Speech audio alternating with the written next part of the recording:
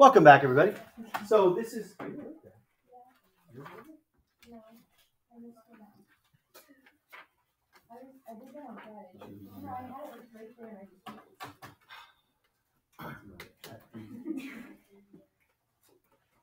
All right, people. So just to kind of give you guys a heads up on where we're at, we have sections 4.1, 4.2, and 4.3, and then we will quiz, okay, over sections 4.1, 4.2, and 4.3. We are going to spend, I would say, probably 1 or 2 days. I think I could get all the notes done today for section 4.2. I'd like to get a jump going on section 4.3 tomorrow if I possibly can, because you guys I will not see on Thursday of this week because there's a senior class meeting on Thursday during second period. So you will miss my class. You'll come here, and then you'll be dismissed down to the Performing Arts Hall for the meeting. So I'd like to get a jump on section 4.3 tomorrow if I can. Section 4.3 is a doozy. I have 3 days of videos from last year and the year before. Now, I don't know if that's because there was a lot of questions over 4.2 and we were kind of stuck a little bit on time, but take that for what it's worth. All right, so section 4.2 is called the mean value theorem. The mean value theorem. First thing that we're going to start with is this thing called Rolle's theorem. I don't know if that's actually how you pronounce that guy's name. I should really look that up. I've been calling it Rolle's theorem for the past 3 years, and I don't know if that's actually correct. Rolle's theorem. This actually came up during an academic challenge match one time. Only I knew that. I was like, how does anybody know that? But his name came up. Okay, so it says, let f be a function that satisfies the following 3 hypotheses.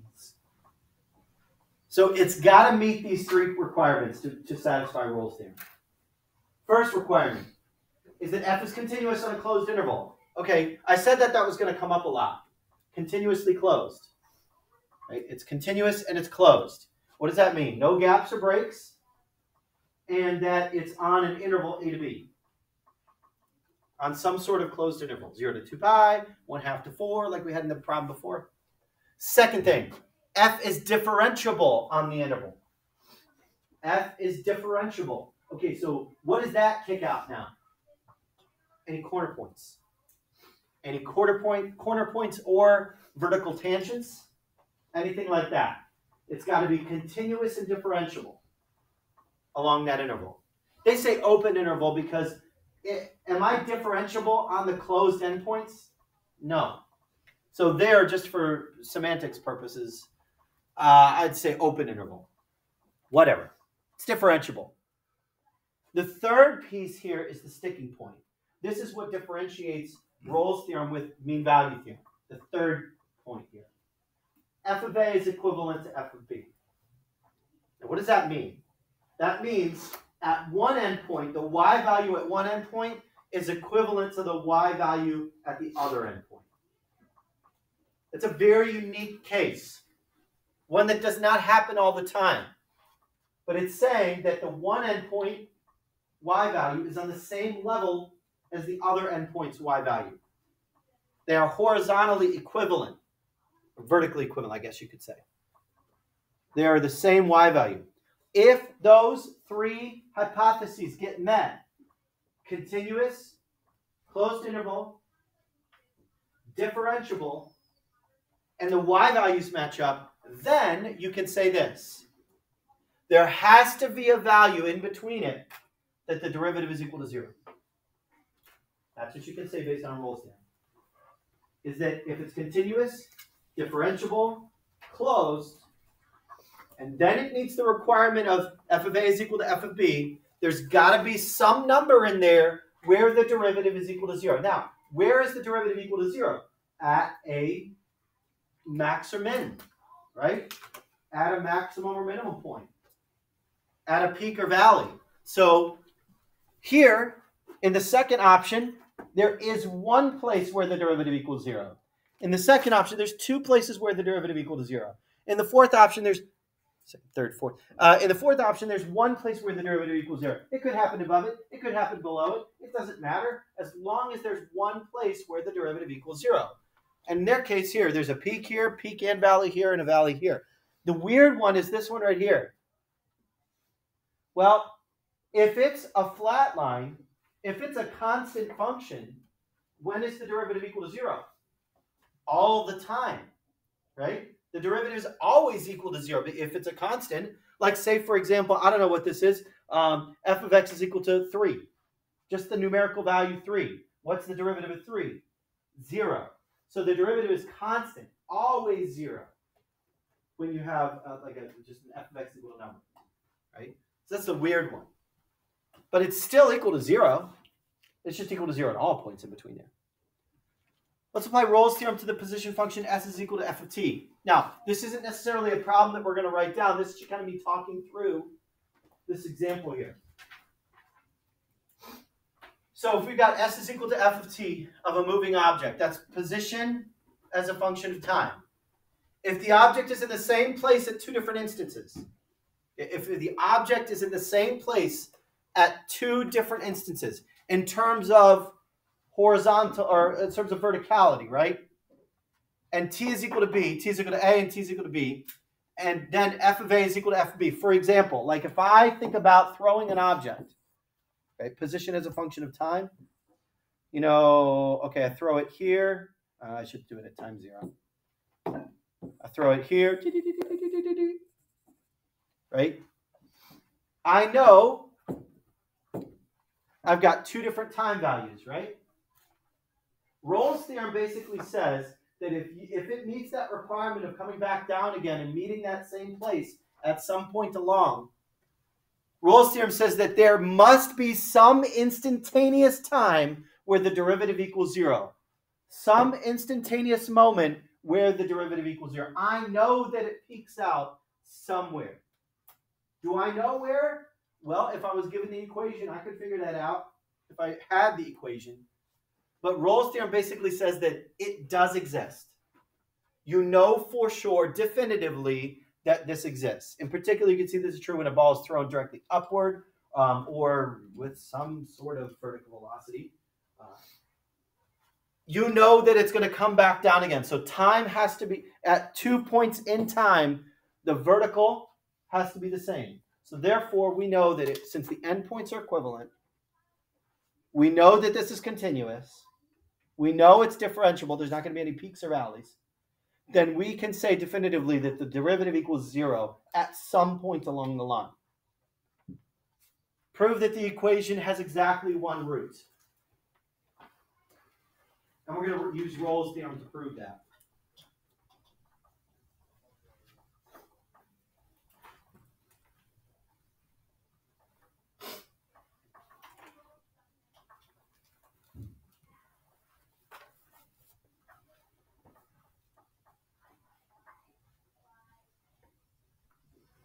Okay, now to do so, I'm going to find some values where, because I have to think about this as like an interval, right? I'm going to find some values from 0 to 1. Take a look at this interval. If I plug in 0, watch what's going to happen. What is f of 0? Well, it's 0 cubed plus 0 minus 1, negative 1. If I plug in 1, that's going to be 1 to the third plus 1 minus 1. 1 plus 1 minus 1 is negative 1. Oh, sorry. 1 plus 1 minus 2. That's, sorry, it's positive 1. What am I thinking? It's 2 minus 1. Yikes. It's Monday morning, folks. Still before 9 a.m. You make mistakes. So that's 2 minus 1 is positive 1. So what did I show here? I showed that we had a y value. Oops.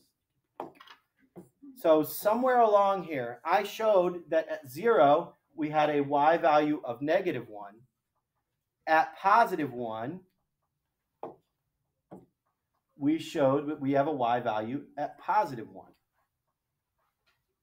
Okay. So what am I showing here? I know that this function is continuous. We know that this function is continuous. Why? Because it's polynomial. So if it's continuous, if it's differentiable, I know that this is going to be in between there. It's got to have a zero running through here somewhere. I don't know how it looks, but we know that there must be a zero running through there, right? If it's continuous. Left side below the y-axis, right side above the y-axis. I know that there is going to be some point along in there that it has to run through the axis. Now, how do we show that there are no other roots? How do we show that there are no other roots? That's the sticking point here. We've done this problem before where we've shown it is there's one below, there's one above, and it's continuous in between, so therefore it has to be a root. But how do I prove that there is exactly one real root? How do I know for sure that there is only going to be one real root? Well, if it's just going to go straight through like that, how do I know that there's going to be no other turning points? How do I know that there's going to be no other places where it crosses the x-axis? Well, take a look at the derivative. What's f prime? Well, f prime is going to be 3x squared plus 1.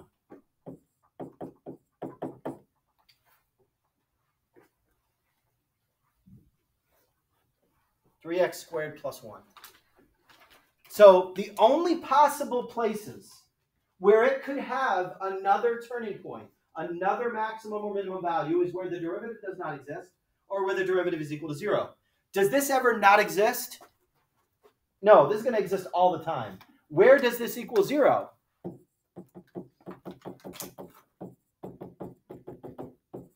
Oh, just get rid of that 3. X squared is equal to negative. I think you get the picture. Right? It's never going to equal 0.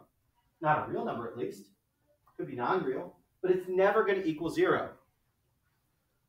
So what does this imply? This implies that there are no other max or minimum values, which means no other turning points or changes in direction. Turning points. So therefore, it cannot go up or down again. That's it. Along this whole function, it's never going to go up or down again. There are no maximums, local maximums or local minimums in this entire function. So therefore, I know because I showed that there is one root, somewhere between 0 and 1, I know that there are no other possible roots. So therefore, we have proved that. All right, now, that was Rolle's theorem. Let's shift to the mean value theorem, the title of the lesson for today. Our main use of Rolle's theorem is improving the following important theorem, which was first stated by another French mathematician, Joseph Louis Lagrange. So the mean value theorem. Now, this is different from Rolle's theorem, because remember how I said that third bullet point in Rolle's theorem was the sticking point, was the one where f of a is equal to f of b? Yeah, that's gone here in the mean value theorem, and it's replaced with something else. And the then statement is different. The first two bullet points are exactly the same. The function's got to be continuous and closed. The function has to be on a continuous closed interval. Second one, f is differentiable. So no gaps, no breaks, no corner points, no vertical tangents, none of that. If those two things get met, notice how there is no longer a requirement for f of a to be equal to f of b. That is gone. The verticality clause is gone. So what do we say now? Well, the then statement to Rolle's theorem said, well, the derivative had to equal 0 at some point in the middle there. That's not the then statement to the mean value theorem. The then statement to the mean value theorem is that f prime of c, so the derivative, the slope at some point in there has to be equivalent to this. What is that? Somebody identify what that is. What is f of b minus f of a over b minus a? the slope of the endpoints. Okay, so this is basically saying the derivative has to be equal to the slope of the endpoints. Somewhere along the line. Somewhere along the line, the derivative has to be equivalent to the slope of the endpoints. We don't know where, but we know it has to exist. Now, the nice thing about this is that we could rewrite this to say basically point slope.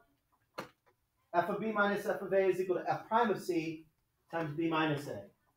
Y minus y is equal to f prime of c, b minus a. X minus x.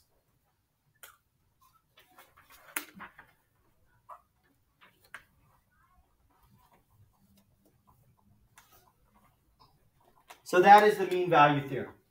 It basically says that the derivative, it has to be equivalent, the derivative some point in between has to be equivalent to the slope of the endpoints. Like for example, hope I'm not cutting myself off a little bit. But for example, oh, there's my diagrams. I was going to draw those. It's like, where'd those go? If you have two endpoints A and B here, the slope of that line has to be equivalent somewhere along the way to the derivative. Do you notice how my red and blue lines are parallel to one another? Because the slopes are the same, right?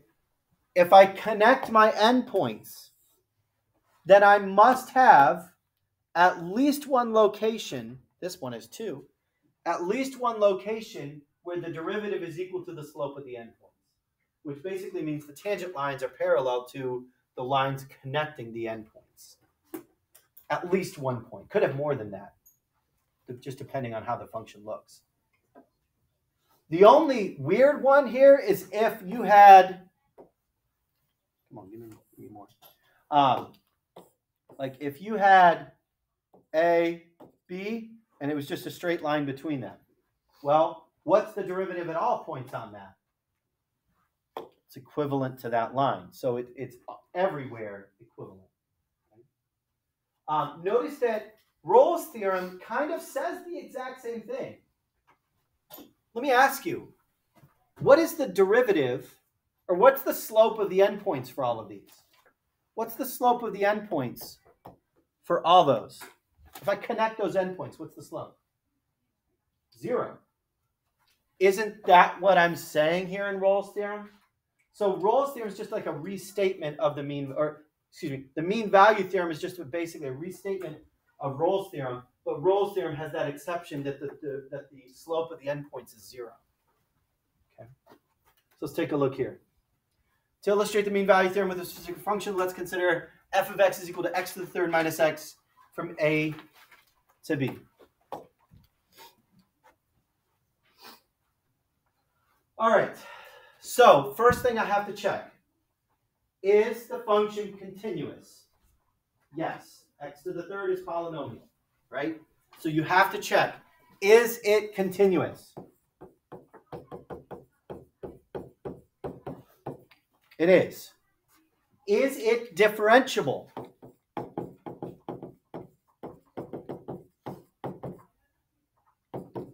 Yes, it is. How do I know that? Well, think about the polynomial function x to the third minus x. Are there ever any discontinuities, corner points, vertical tangents? No, it's just straight up polynomial, especially from 0 to 2. So I know it's continuous on a closed interval a to b, 0 to 2. It's differentiable everywhere between 0 and 2. So what I can say is this. F prime of x is now 3x squared minus 1, right?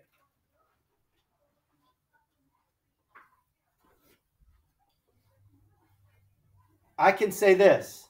F prime of c, so in this case, f prime of c is going to be 3c squared minus 1, just wording there, just plugging c in.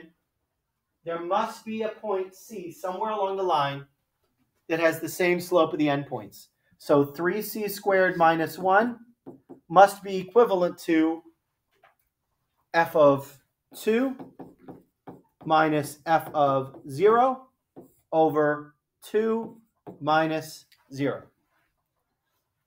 That's what the mean value theorem says. The derivative at some point c has to be equivalent to the slope of the endpoints. Well, I know what the function is, so let's run it through. So, well, we could do this in our heads here. 2 to the third is 8, minus 2 is 6. F of 0 is 0 over 2. So 3. So I can actually find exactly where that point is that has the slope of the endpoints. Add the 1. Divide by 3. C is equal to plus or minus radical 4/3. Now, that location, c squared is equal to, c is equal to plus or minus the square root of 4/3.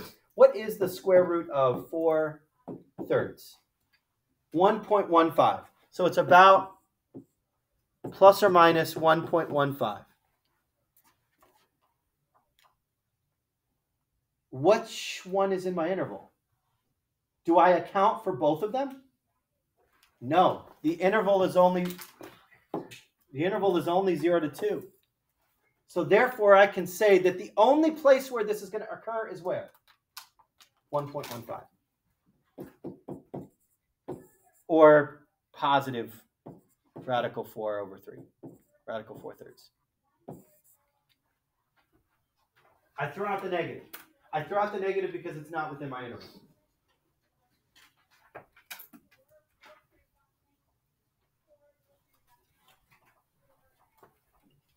Oh, I'm so close. Okay, this one again is not really a problem that we're going to do, just something to talk through. I always think this one is interesting. I like talking through this problem. If an object moves along a straight line with position function s is equal to f of t, then the average velocity between them, think mean value theorem. I know that I've got 2 time periods. I am no longer thinking, I've got to be equivalent here. What if I say, okay, I want my endpoints to be here and here? Think about a thrown object. I'm basically saying, well, at some point along the way, that tangent line must be parallel to the slope of the endpoints, right? So if I know I can somehow find those values, I can say that the speed along that time, or along these endpoints, is somewhere equivalent to the speed in there, right? Because if this is a position function, the derivative position is velocity, right? So I can say, I know that definitively that there is a velocity, there exists a velocity that is equivalent to the average of my endpoints, f of b minus f of a all over b minus a. Thus, the mean value theorem tells us that at some point time, whatever time equals c, between a and b, the instantaneous velocity f prime of c is equal to the average velocity from b to a, from a to b. For example, if a car traveled 180 kilometers in 2 hours, then the speedometer must have read 90 kilometers at least once. I like to think of it this way. Like if you're driving to Columbus, right? If you're driving to Columbus, say 2 hours, okay? And you get there in, let's do this right. You get there in,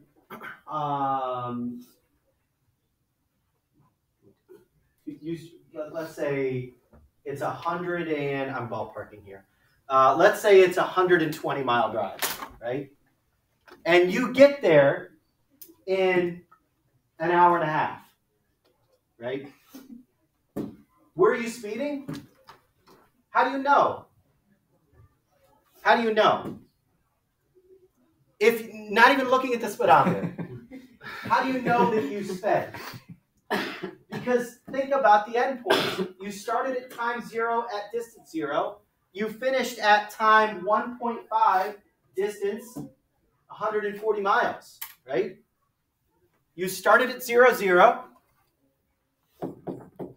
You finished at time 1.5 miles 140. That's my slope, right? So what is 140 divided by 1.5? Oh yeah, you're going real fast. Yeah? Why? How do I know that? Well, that's the mean value theorem. It says that the endpoints have a slope of 93.3. That means I must have, there is no other option than having at some point along the way your speedometer reading 93 miles per hour. That's really fast. I should have made this a little less. Maybe 1.75 hours or something. Okay. You know, now, we know logically, will it have constantly read 93 miles per hour? No. There's some points below and some points above. I'd hate to see you going above. But you know at some point definitively that the slope of the endpoints has to be the exact same as the derivative at some point along the line. The speed must be equivalent at some point along the line. You know it must have been that way. It's probably higher and probably lower at some points, but at some point along the way, you know your speedometer read 93.3 miles per hour. Definitively, you know you were speeding. Definitively. Okay. Oh, it's 9:15.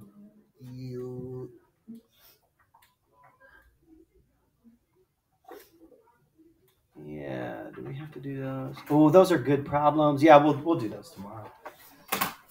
It's probably only going to take us a little bit of time tomorrow. For your class, I probably won't do this with the other class. I probably will just go straight into section 4.3. But it's again because I won't see you guys on Thursday.